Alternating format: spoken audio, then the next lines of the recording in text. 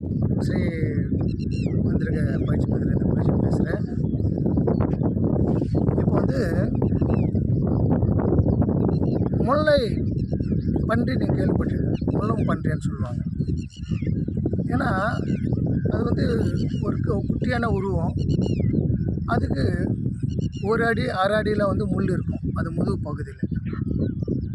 அது தாக்க யாராவது வந்தாங்க, ஏதோ ஒரு மிருகமோ மனிதனோ அது தாக்க வராங்கன்னா உடனே வந்து உடம்பு சிலுத்துக்குனா அந்த முள் வந்து ஏந்தி நிற்கும். அது வந்து அது மேலே நம்ம கையோ இல்லை வந்து மிருகத்தோட பாதங்களோ ஏதோ ஒன்று பட்டுச்சுன்னா அது போய் குத்திக்கிட்டு ரணமாக்கி விட்டுரும். பயங்கரமாக வலிக்கும்.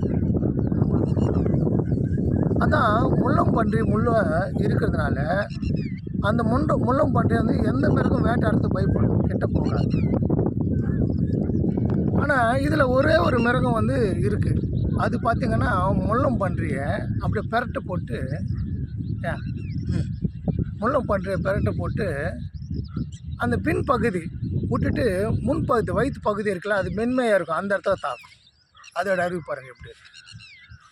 ஏன்னா முள்ளம் பன்றிக்கிட்ட சிங்கமோ புலியோ கரடியோ நரியோ அதுக்கிட்ட போய் சண்டை போடுறதுக்கோ அதுக்கிட்ட போயிட்டு அது தடுக்கிறதுக்கோ யாராலும் முடியாது, எந்த மிருகத்தாலும் முடியாது. ஆனால் ஒரு மிருகம் உண்டு, அந்த முள்ளம் போட்டு பெரட்டை போட்டு வயிற்று பகுதி மென்மை இருக்குல்ல அதில் தாக்கும்.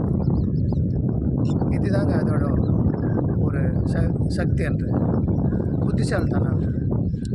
இதே மாதிரி தான் மனிதன் வாழ்க்கையில் இருக்குது.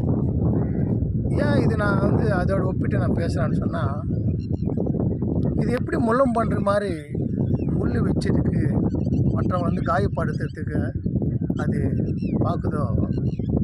ஏன்னா நம்ம வாழ்க்கையிலையும் நம்ம மனிதனோட வாழ்க்கையிலையும் நிறைய பேர் எப்படி இருக்கான்னு சொன்னால், நம்ம யாரையும் நம்ம பார்த்துருக்க மாட்டோம். நம்ம வாழ்க்கையில் வந்து ஏதோ சாதிக்கணும்னு எண்ணத்தை கொண்டு நம்ம போயின்னு இருப்போம்.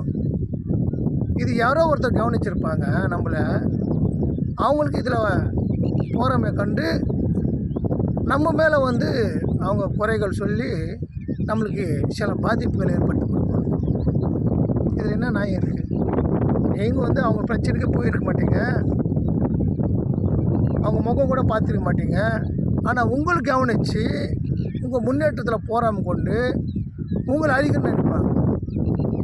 முள்ளம் பன்றி எப்படியோட அந்த முள் வச்சு மற்றவங்க காயப்படுத்துதோ அந்த மாதிரி தான் அவங்களோட மனம். அவங்கள்கிட்ட எப்படி தப்பிக்கிறது? ஏன்னா உங்களையும் வாழ விட மாட்டாங்க. உங்களோட சொத்துக்களோ வண்டி வாகனங்களோ சேதப்படுத்துவாங்க. அவங்களுக்கு யாருன்னு உங்களுக்கு தெரியாது, ஆனால் அவங்களுக்கு பாதிப்பு நடந்துனே இருக்கும். நீங்கள் யோசிப்பீங்க, என்னடா இது, எதனால் இது நடக்குது? நம்ம தான் அவங்க பேச்சுக்கே போகலையே, அவங்க ஏன் நம்ம வந்து அட்டாக் பண்ணுறாங்க, ஏன் வந்து நம்மளை வந்து கஷ்டப்படுத்துகிறாங்க அப்படி நினைக்கும்போது நீங்கள் அவங்கக்கிட்ட போய் பேசும்போது நீங்கள் வந்து இந்த மாதிரி ஏங்க உங்களுக்கு எனக்கு எந்த பிரச்சனையும் இல்லையே, நீங்கள் இந்த மாதிரி பண்ணுறீங்கன்னு சொன்னால் அவன் 1000 சொல்லுவான் அவங்க மேலே. அப்போது இந்த மனிதன்கிட்ட எப்படி நடந்துக்கணும்?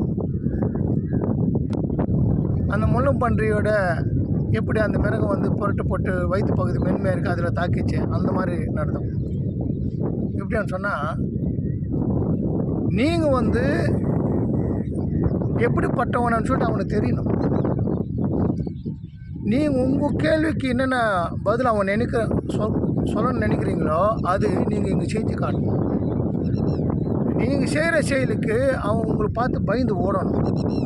ஐயோ இப்படிப்பட்டவங்க நம்ம வந்து சேதம் விளைவிச்சிட்டாமே, இவன் என்னென்ன பண்ணுவான்னு தெரில, நம்மளுக்கு இவனால் என்ன துன்பம் வரப்போது தெரியலையா நம்மளுக்கு அப்படின்னு சொல்லிட்டு பயந்து ஓடினாங்க. அப்போ தான் அவங்களுக்கு அந்த துன்பம் வராது. இல்லைன்னா அவங்க உங்களை ஏதாவது ஒரு வகையில் காயப்படுத்தினே இருப்பாங்க. எப்படி உங்களுக்கு நன்மை நடக்கக்கூடிய நண்பர்கள்கிட்டையும் உங்களை பற்றி தப்பாக சொல்லுவான். இல்லை நீங்கள் வந்து சொந்தக்காரங்கிட்ட எங்கே ஒரு ஃபங்க்ஷன் வந்து போனீங்கன்னா அந்த சொந்தக்காரங்கிட்டையும் உங்கள் பற்றி தப்பாக சொல்லுவான். எங்கே பார்த்தாலும் உங்கள் பேர் உங்கள் புகழை கெடுத்துன்னே இருக்கும். இப்படிப்பட்டவங்களுக்கு என்ன பண்ணணும் அப்படின்னு சொன்னால், நம்ம பார்த்து பயப்படுற மாதிரி ஒரு செயல் செய்யணும். அதுதான் படை மரணம் மாந்திரிகம்னு சொல்லுவாங்க. நம்ம எதிராளி எவ்வளோ பேர் ஆளாக இருந்தாலும் அவனோட சொந்த பந்தங்களும் அவங்க படை அவனுக்கு சப்போர்ட்டுக்கு யார் இருந்தாலும் அடித்து விரட்டக்கூடிய மாந்திரிக தொழில் தான் படை மரணம்னு சொல்லுவாங்க. அவங்க படை. அதாவது எப்படின்னு சொன்னால் அவனுக்கு எத்தனை சப்போர்ட்டுக்கு இருந்தாலும் அதை உடச்சி போட்டுடலாம். அவனையும் உண்டு இல்லாமல் ஆக்கிடலாம். அவன் சப்போர்ட்டில் தானே ஆடுறான். நமக்கு எல்லாமே சப்போர்ட்டிங் இருக்குது. இதனால் நம்ம மற்றவங்களை விரட்டலாம், மற்றவங்கள பயம் காட்டலாம், மற்றவங்க அடிமைப்படுத்தலான்னு சொல்லி தானே அவன் ஆடுறான்.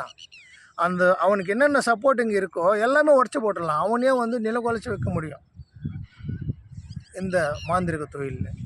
அது பேர் தான் படை மரணம் மாந்திரிகம்னு சொல்லுவோம். ரொம்ப முக்கியமானது. உங்கள் எதிரிகளை தரதரிச்சு ஓட வைக்கக்கூடிய தன்மை இந்த மாந்திரிக துறையில் உண்டு. இந்த படைபலம் அவ்வளோ படைபலம் இருக்கட்டும், பணம் பலம் இருக்கட்டும், அவனை அடித்து விரட்டலாம். எங்கள் ராஜா மாதிரி உங்கள் வாழ்க்கை வாழலாம்.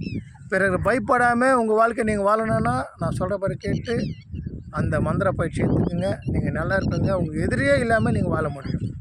நீங்கள் எல்லோரும் நல்லா இருக்குன்னு சொல்லி எல்லாம் முல்லை இறைவனை வேண்டிக்கிறேன். ஓம் நம சிவாய. ஓம் நம சிவாய.